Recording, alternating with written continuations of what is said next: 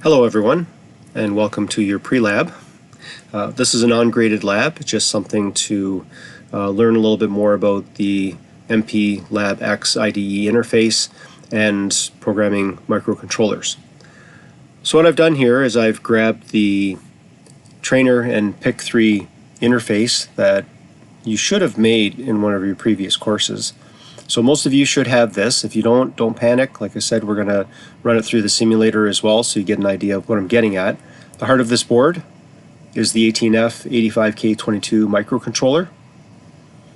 And the rest of this is just peripherals to get signals in and out of that controller. This is your oscillator, which we're going to talk about in a minute. You've got a row of LEDs that we can turn on. They're also can work in parallel with this 7-segment LED. You can't have them both on at the same time, but it's the same outputs that drive either or. So we're going to turn these two LEDs on right here on this bar graph.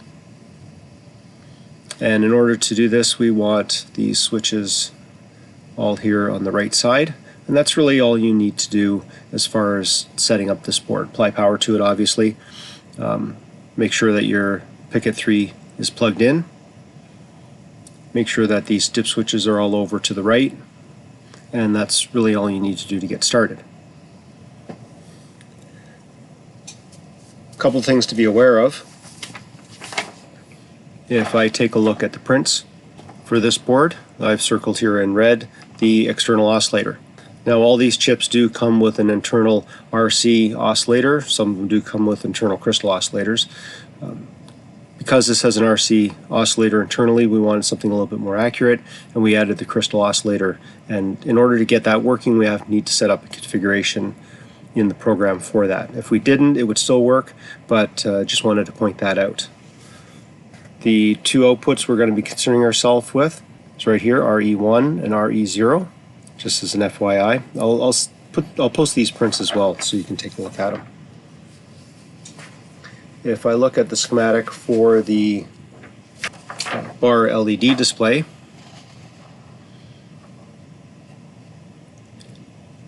schematically shown here, RE0 and RE1, those are the two that we're going to turn on.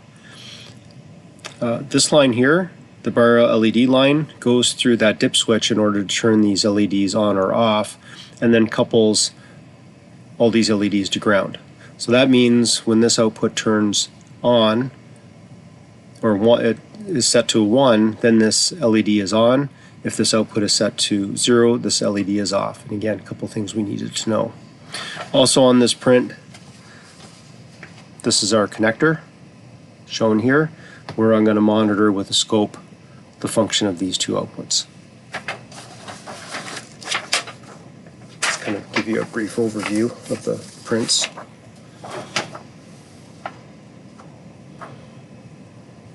And this is that 4-switch dip switch that you see on the one side of the board right here.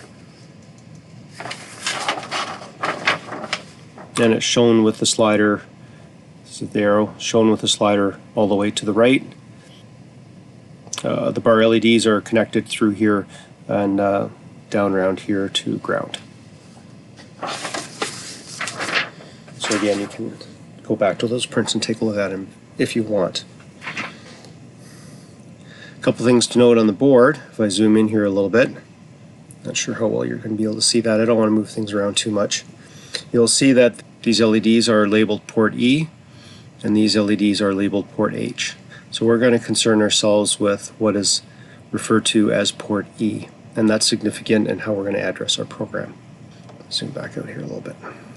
Again, we're going to keep this program really simple to start off, but I did want to throw a few things at you to start, and we're going to explain this a lot more detail in class, so don't worry if you don't quite understand everything all up front. In order to work with the microcontroller, we need to know the address of the files or registers that we're going to be addressing. So for the special function register map, we take a look at port E, and it's shown as having a hexadecimal address of F84.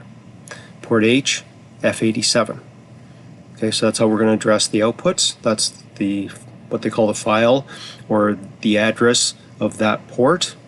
and then of course we're going to have to turn a specific bit on. In order to set those lines up as an input or output, we have to set a configuration bit for those ports, and they correspond to what we call TRISE and TRISH. So I'm going to set F96 in hexadecimal to a certain value in order to specify that as an output, and same with H here. F99 is going to be set to specify port H as an input or output, and of course we want it as an output, so that's how we're going to set it. I know I'm throwing that up there pretty quick. You'll see how this plays in a little bit more detail. Port E is expanded in the documentation. You'll see the hexadecimal address here, F84 for port E, but they also define the specific bits.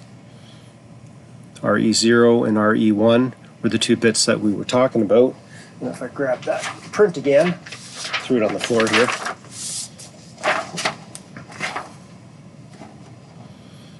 You'll see it shows up on the print as RE0 and RE1. And basically that's just bit 0 and bit 1 of that port E word. Just give them names so it's a little bit easier to program later on. I have a lot of room on my desk here, so I'm just throwing stuff on the floor. There are some configuration bits we have to set up. Like I said, that TRISE is defined in the documentation. So it expands a little further on the port function. So for RE0 through RE7, I'll give you an example here. The TRIS setting, 0 if it's going to be an output, 1 if it's going to be a data input. So pretty straightforward there when we set up that configuration. This is where it comes from. And in a lot of cases in this documentation, they'll give you an example.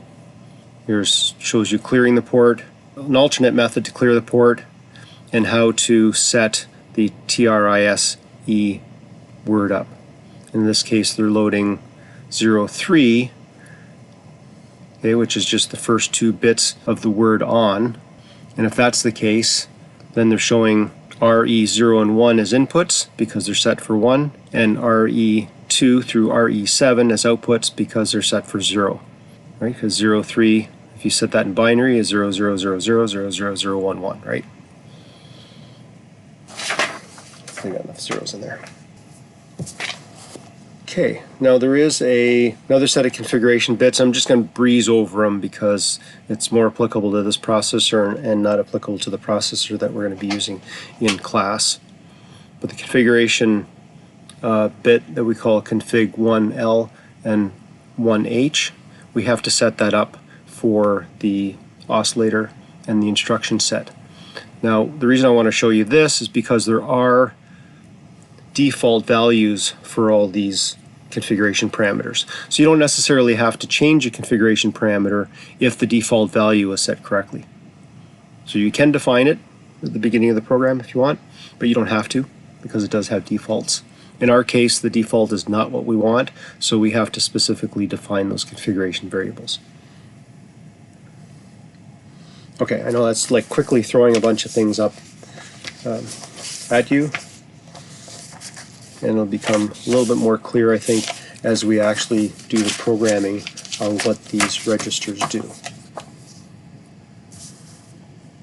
Okay, so let's go ahead and start MPLab and start writing code right away, because that's a fun part. Oh, let me just throw this up here. A little sticky note there with the registers we talked about. Now you notice I set RE0 is equal to, or 0, and RE1 is equal to 1, and I didn't specify that it was in hex like I did with these ports. Well, 0 and 1 in hex is just 0 or 1. So it doesn't matter whether it's decimal or hex. That's why we just show it as a 0 or a 1. Let me go ahead and start MPLab. I'm trying not to draw this out too long.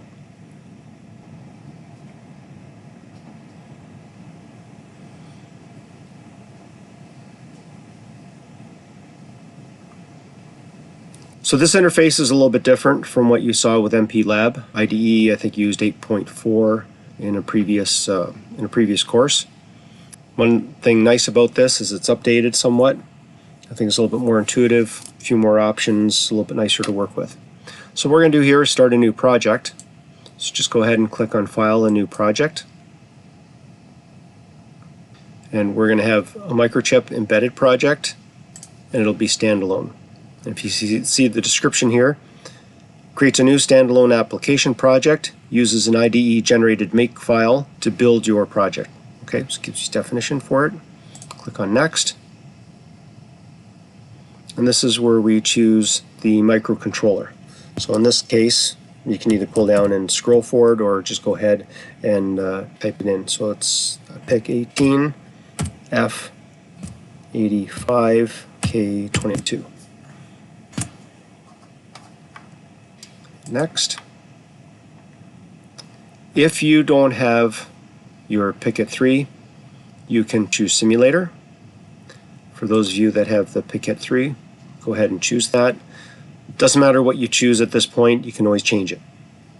Okay, you can go to the project configurations and change this. Regardless of whether you use the simulator or the PIC 3, like the MP-ASM compiler for assembler, it should be 5.84 if we're all using the same version. Okay, this is where we're going to give it a project name. So I'm going to name mine ELNC1533, and I'm just going to call it Prelab 1. And I'm going to allow the project location and project folder to be default. And check off Set as Main Project. Now you can have multiple projects listed here. So if you open up 2 projects, you may not want the second one set as your main project. So you wouldn't check that off. In our case, we just have 1 project we're opening. And again, that's another setting. You can just right click on the project and make it your main project, back and forth. So whatever you choose here, it doesn't matter. Like, you can change it. So you notice that puts it under the MPLabX projects directory. If I open up this project, you can see what's going to be in it. You have a place for header files. There should be nothing, not a whole lot in the important files. This is where the makefile goes when we do the compiler. If you have linker files, your source code, libraries, and loadables. And again, nothing really in here right now, but we do want to create a source file. So in your labs, in class, you're going to be importing a template. In our case here, I'm not going to use a template. We're just going to go ahead and start a new one. So we're going to start a new assembly file. And I'm going to kind of name it the same thing here. I can call it like 1A as an example. So if I have a 1B, I could have 2 assembler files under the same project. Can't be running both, but you can still go back and forth between the 2. And I'm just going to leave the folder blank. It'll put it into the project folder. Okay, so we're going to start writing our first program. Now I will give you the code. I will post the code. Both of the codes I'm going to come up with today I will post. The first one we're going to program straight in hex using the values that I showed you before. Those addresses there, we're going to use those addresses to program in assembler. Later on in class we're going to be using aliases instead, but for now we're going to use those values. Now, like I mentioned, I do need to put a configuration statement in because of the chip that we're using. And just follow along here, you don't need to worry about it. Everything has a hex address.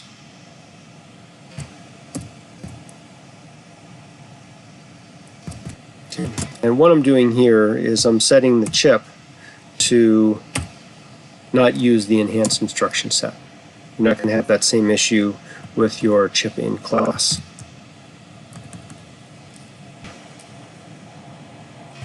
Disable. Advanced. That's about right.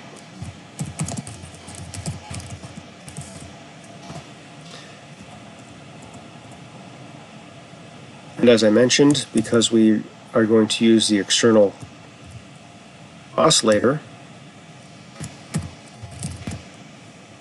we need to change our configuration for that.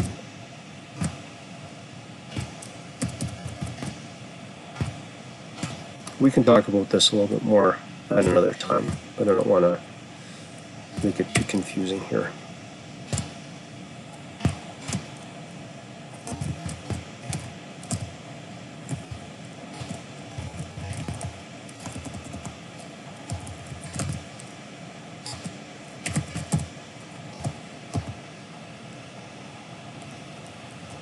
The other thing we have to do is set a reset vector to tell the program pointer to go back to the beginning of the code.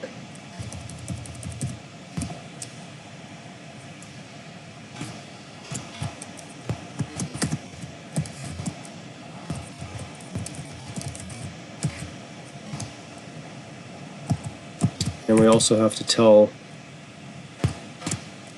the compiler that this is the start of our code area. Okay, so that's well on our way. First thing I would do is clear the ports, and you can look up these commands in the microcontroller datasheet. I'm going to go through it all right now, but the CLRF is clear. Now this is where we're going to use that hex address for the port, 0F84. Don't worry about that comma 0, I'll explain it later. And reset port E. And we're also going to reset port H, 0F87.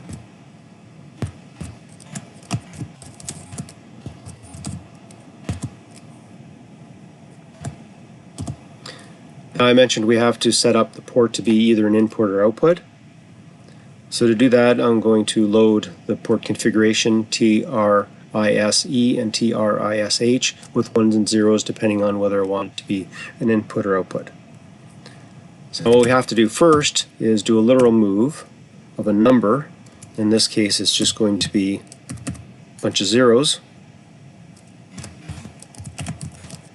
So really we're just loading our what we call our working register with zeros. Then we're going to take the value from that working register and we're going to move it to our file. In this case, our file is our register or hexadecimal address for that port configuration. So that was 0x to say that it's in hex, 0F96 for TRISE. That's our configuration for port E. So this is set, oops, I made that capital, port E as output. And we're going to do the same thing for port H. And we're not going to use port H here. This is just as an example. So that's F99. Set port H as output. So that's all I want to do to configure the microcontroller to start running. There's a lot more configurations in your template, but I just want to show you how quickly you can generate a program. And I want my program to loop, so I'm going to create a name for the start of my loop just called loop. Now there's another command, which is our bit set command. So we're going to bit set in a file or a register, and it's going to be our port E output word. And we already defined the hex address for port E to be 0F84, and we want to set bit 0. Again, that last comma 0 I'll talk about later. So a comment here, set bit 0, which we also called RE0, sorry, not REO, and that's on port E. Now just for kicks, I'm going to have two lights flashing back and forth. So I'm going to reset the other light. So I'm going to say bit clear, and I'm going to clear the bit right beside it. So that's still in 0F84 because it's still port E, but now it's bit 1.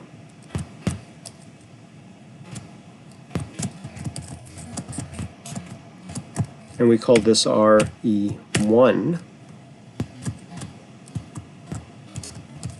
port E. Okay, pretty simple. Now we want it to do something a little bit more than that. We want to be able to see what we're doing. We could leave it like that. We could end the program there. It would turn one LED on, and it would turn the other LED off. But that's not a lot of fun. I'm going to put a no-op in here, which is just a placeholder for to waste a clock pulse. Every one of these instructions, you can look it up in the book. Most of these instructions take 1 clock pulse to execute, so I'm putting 1 clock pulse in between this and the next set of instructions. So now I'm going to reverse what I just did. So I'm going to go ahead and clear. Same thing, port 0F84, 0, and now this is going to be reset bit 0, and we're going to set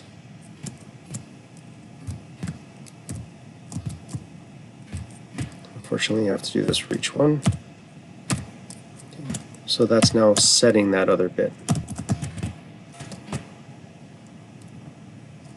And again, I'm going to put that no-op in to waste 1 clock pulse. And I'm just going to tell it to go back to the loop. Now you have to put an end in, so that terminates the program. So, pretty straightforward piece of code. All it's going to do is turn 1 LED on, 1 LED off, and then reverse that, toggle back and forth. Okay, but it's going to do it every clock pulse of the processor. So we're going to come through here, set up our chip, make sure we've disabled our instruction set, advanced instruction set, we turn on our external oscillator, put the program pointer to the top of the code, basically word 0. I'm going to clear our 2 outputs, port E and port H. We're going to move 0 into the working register, so that's 8 bits, all 0. And then we're going to move that into the port E configuration word and the port H configuration word to set them both as outputs. Then we're going to set in port E, right, this is port E up here, F84. So we're going to set in port E bit 0, and we're going to reset bit 1. I'm going to wait a clock pulse. I'm going to reset bit 0 and set bit 1, and then I'm just going to loop through this back and forth. So this is similar to what you're going to do in your lab 1 up to a point. So let's go ahead and compile that and see what happens. So I'm just going to go ahead and scroll this up a little bit. Oh, let me take that sticky note off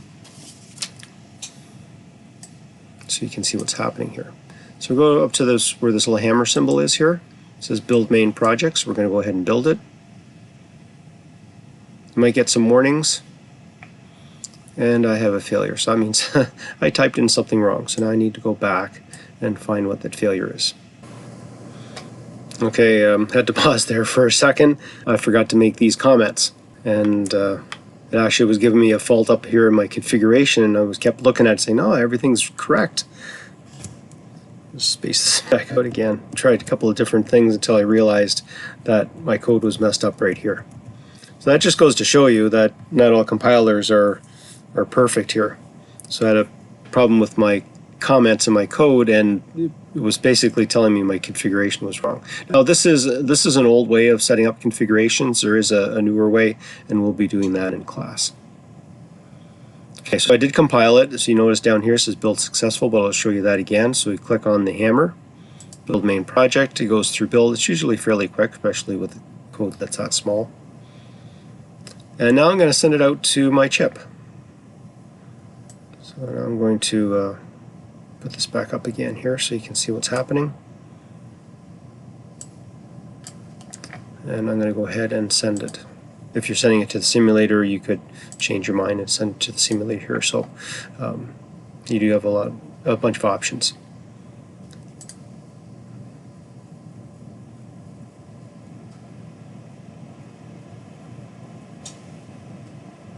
Yes, just a warning, making sure that you're using 5 volt or 3.3 volt devices properly.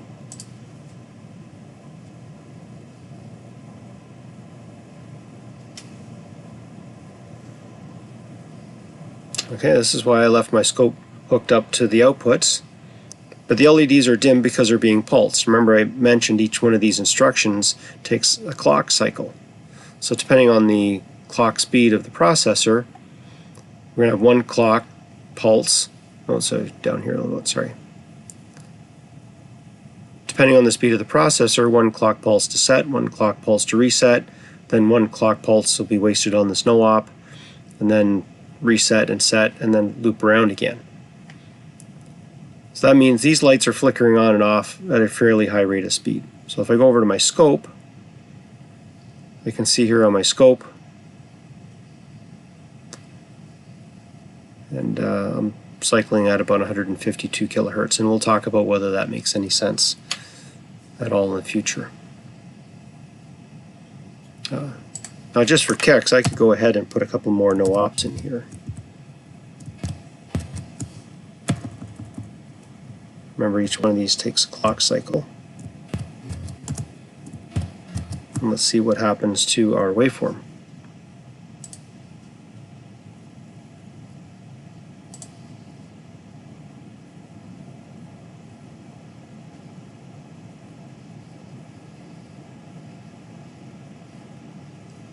Okay, those additional instructions caused a clock pulse to be wasted.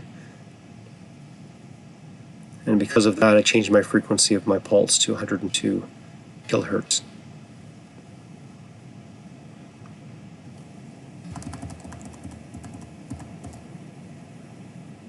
I'll pick those no-ops back out, and I'm going to show you what happens when we use the simulator after this.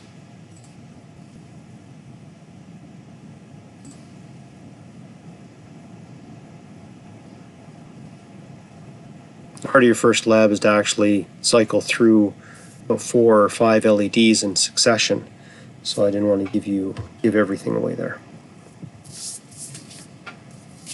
Okay, so that is one nice quick way of programming. I'm going to expand on that a little bit here. One nice thing we have in the compiler, move this over and see the picture's in the way, is something called an include file, and you run into the same thing in C language. So MPLAB comes with an include file, and in the include file it has aliases for all these hex addresses. So for example, instead of using hex 0F84, I could at the start of my program, so I was going to use it a lot, I could write in port E equals, and you could do it this way. This is actually how it shows up in the file. So let's do it the way it shows up in the include file. F84. And down here, where I have port E as F84, I can just type in port E, because now I've defined it.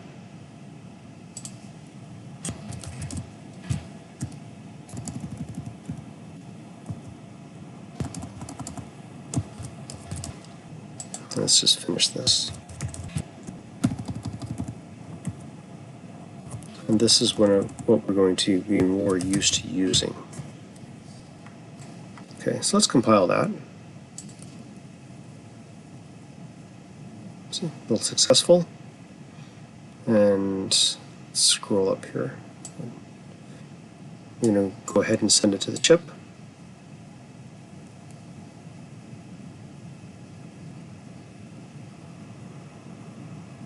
And no change. So it's a definition or an alias.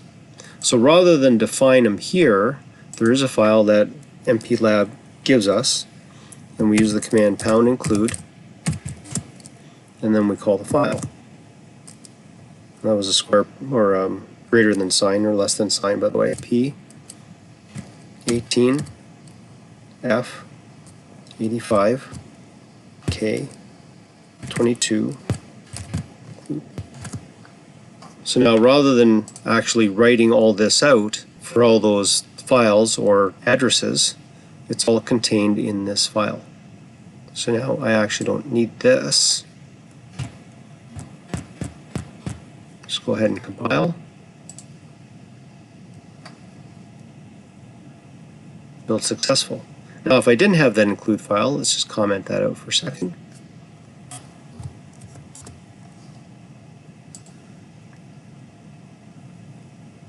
The build's going to fail because port E is undefined.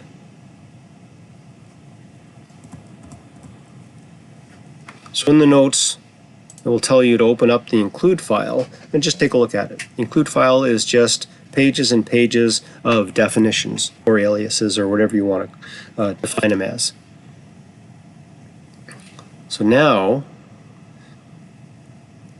I can change this to port H. This is going to be TRISE, and this will be TRISH.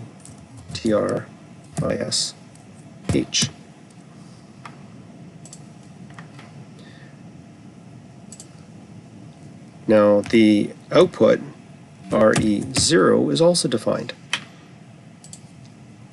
RE1. So RE0 is actually just equal to 0 in the include file, and RE1 is just equal to 1. So let's just double check, compile, and build successful.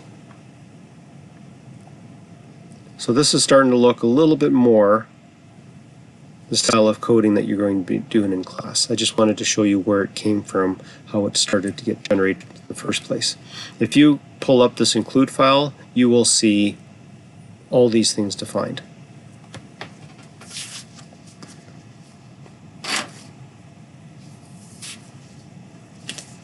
Now one thing I did look up for interest, rather than the configuration being done this way, I'll show you what they've done.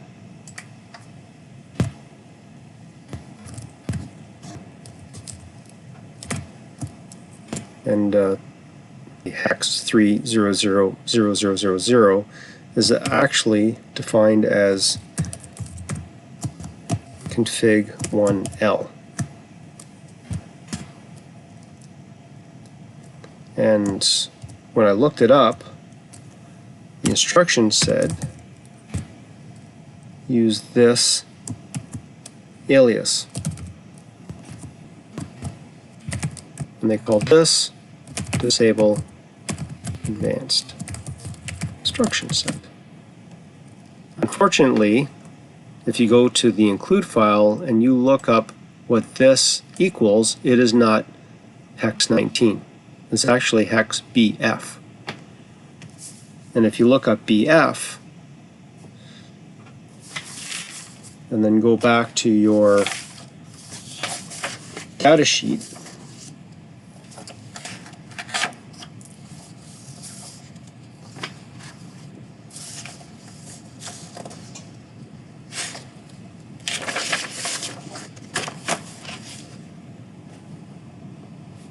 oops, let me move this out of the way. Okay, there is our 1L configuration register. What we wanted to do was set this bit, but not change any of the other defaults. Now luckily in the case of this configuration bit, it doesn't hurt us too much. But if we go take a look at the 1H, this is actually the one I was going to talk about.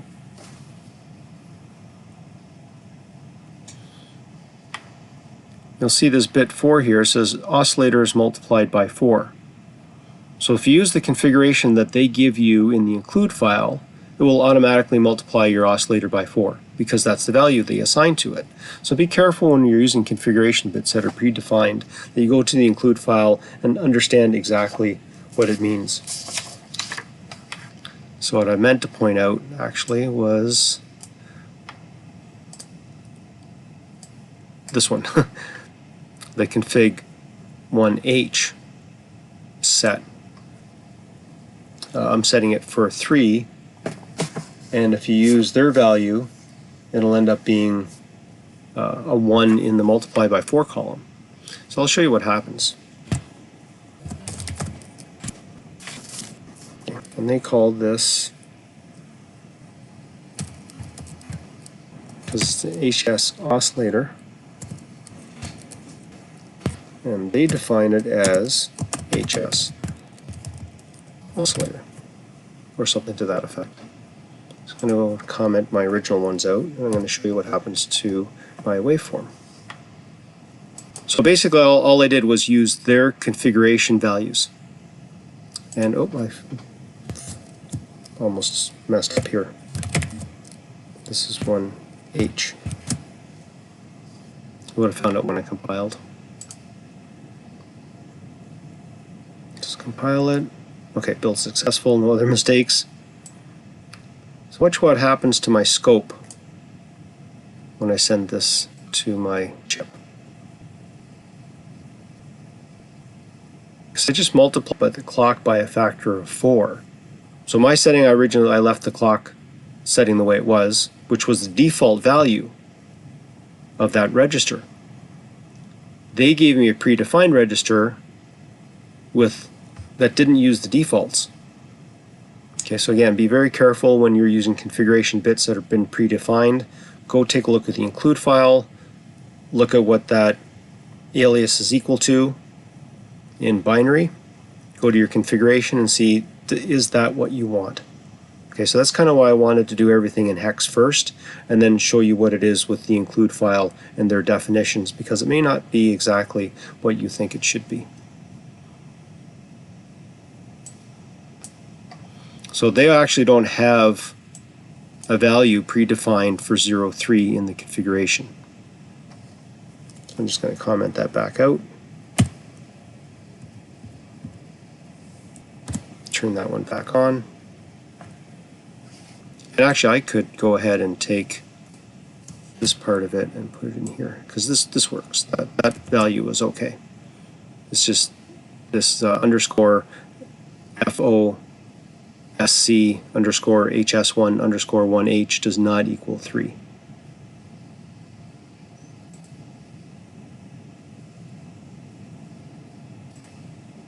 Send it to the chip.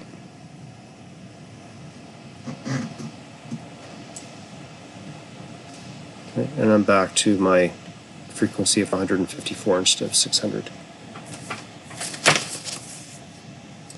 Okay, so let's move on to the simulator.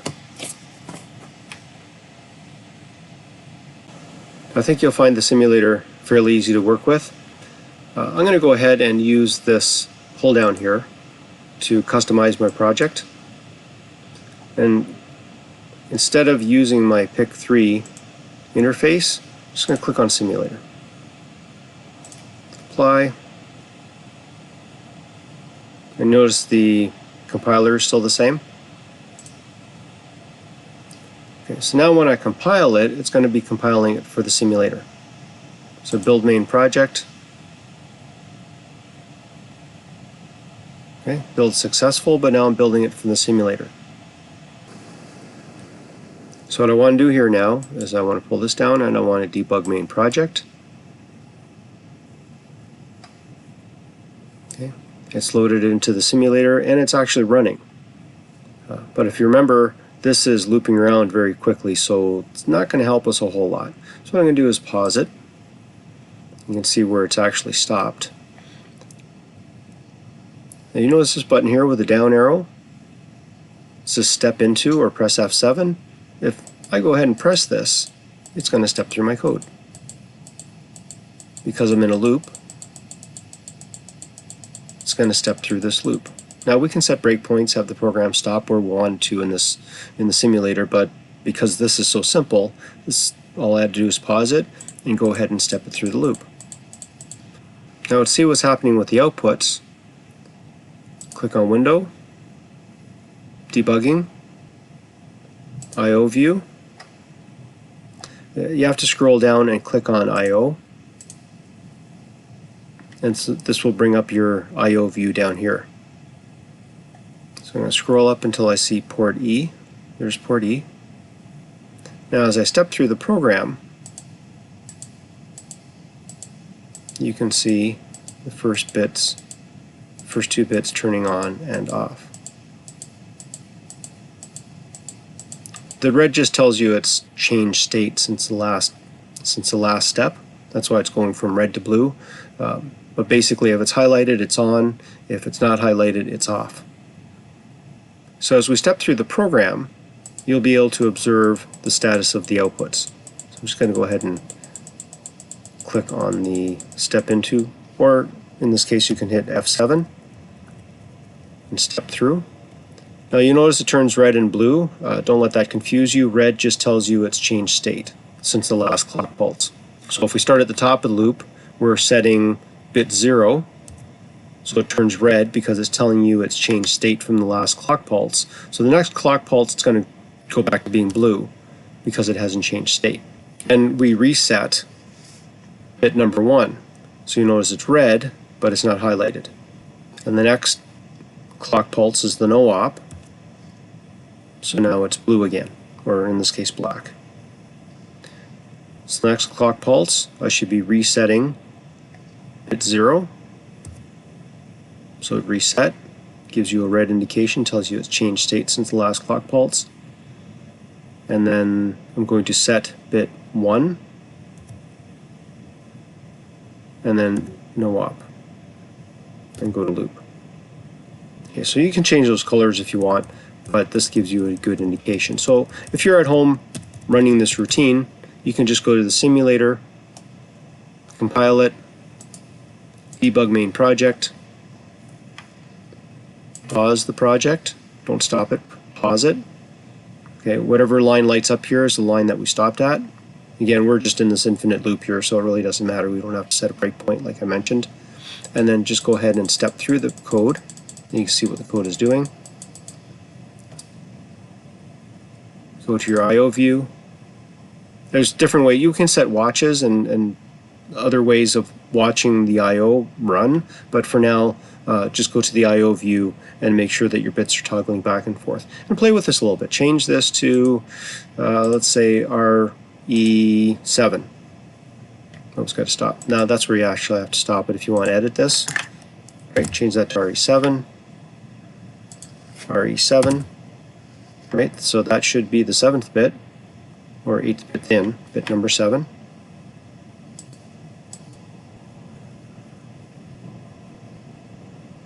Okay, pause, go to your I/O view, and step through, and now it should be changing bit 0 and bit 7. Okay, so play with it a little bit and see what you can come up with. Okay, so hopefully that gives you kind of an idea of the programming we're going to be doing, and gives you a little project you can do at home, either using your PIC trainer board or the simulator.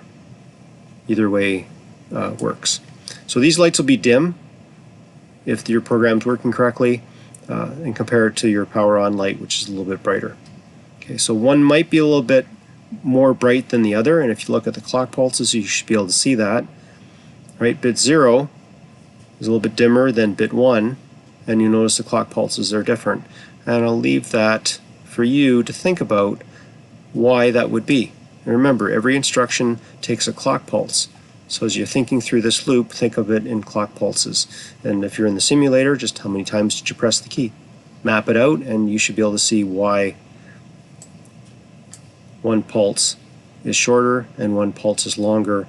And also, maybe, why there's a time difference between this bit turning off and this bit turning on. Right? It's about 600 nanoseconds in there. Again, think that through a little bit, see if you can come up with an answer. Okay? Thanks. Bye-bye.